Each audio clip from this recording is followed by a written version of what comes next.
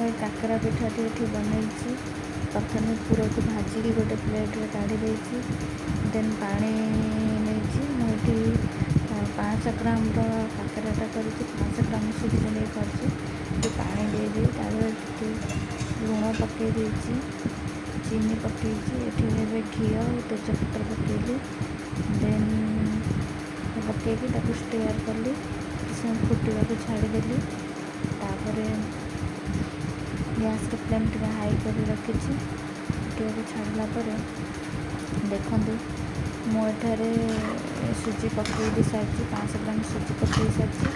ପକାଇ ତାକୁ କଣ୍ଟିନ୍ୟୁଅସ୍ଲି ଗୋଳେଇ ଚାଲିଛି, କାରଣ କଣ୍ଟିନ୍ୟୁଅସ୍ଲି ନ ଗୋଳେଇଲେ ସୁଜି ଏଠି ବିଣ୍ଡା ହୋଇଯାଇପାରେ। ଦେଖ ମୁଁ କେମିତି ଗୋଳେଇ ଚାଲିଛି। ମୁଁ କଣ୍ଟିନ୍ୟୁଅସ୍ଲି ଗୋଳେଇ ଚାଲିବ। ହେଲା ପରେ ତା'ର କଣ୍ଟିନ୍ୟୁଅସ୍ ଟିକେ ଗାଢ଼ଟା ହେଇଆସିବ। ଦେନ୍ କଣ୍ଟିନ୍ୟୁଅସ୍ଲି ଗୋଳେଇ ସାରିଲା ପରେ ଗ୍ୟାସ୍ର ଫ୍ଲେମ୍କୁ ଟିକେ ସିମ୍ କରିଦେବ। ଗ୍ୟାସ୍ର ଫ୍ଲେମ୍ ସିମ୍ କରି ସାରିକି ସେମିତି ଗୋଳେଇ ସାରିବ। ଦେଖିବ ସୁଜିଟା ଟିକେ ହାତରେ ଆଣିକି ଟିକେ ପ୍ରେସ୍ କରିବ। ଦେଖିବ ସୁଜିଟା ଫିଟିଛି କି ନାହିଁ। ଦେନ୍ ସୁଜିଟା କଣ୍ଟିନ୍ୟୁଅସ୍ଲି ଗୋଳେଇ ସାରିଲା ପରେ ଦେଖିବ ତ ସୁଜିଟା ଫୁଟି ଆସିଛି। ଆଉ ତା'ର ଅଟୋମେଟିକ୍ ସେ କାକରା ପାଇଁ ଯନ୍ତଣୀଟା ପ୍ରସ୍ତୁତ ହୋଇପାରିବ। ଦେନ୍ ମୁଁ ଏଠାରେ କରିସାରିଲା ପରେ ମୁଁ ଏଠାରେ ଗୋଟେ କଥା ଏଠାରେ ଦେଖ ପୁରା ଅଲରେଡ଼ି ଯନ୍ତାଟା ହେଇସାରିଛି। ସୁଜି ଯନ୍ତାଟା ହେଇସାରିଛି। ଦେଖନ୍ତୁ କିନ୍ତୁ ଭଲ ଭାବରେ ପୁରା ବଢ଼ିଆ ସେ ହେଇସାରିଛି। ମୁଁ ଏଠାରେ ଗୋଟେ ପତ୍ରକୁ କାଢ଼ି ଦେଇଛି, କାରଣ ମୋ ଭିଡ଼ିଓଟା ତ ଦେଖେଇନି। ଗ୍ୟାସ୍ର ଫ୍ଲେମ୍କୁ ପୁରା ସିମ୍ କରି ଆଉ ଟିକେ ଗୋଳେଇକି କିଛି ସମୟ ପାଇଁ ଛାଡ଼ିଦେଇ ପୁଣି କଣ୍ଟିନ୍ୟୁଅସ୍ଲି ଗୋଳେଇ ଚାଲିବି।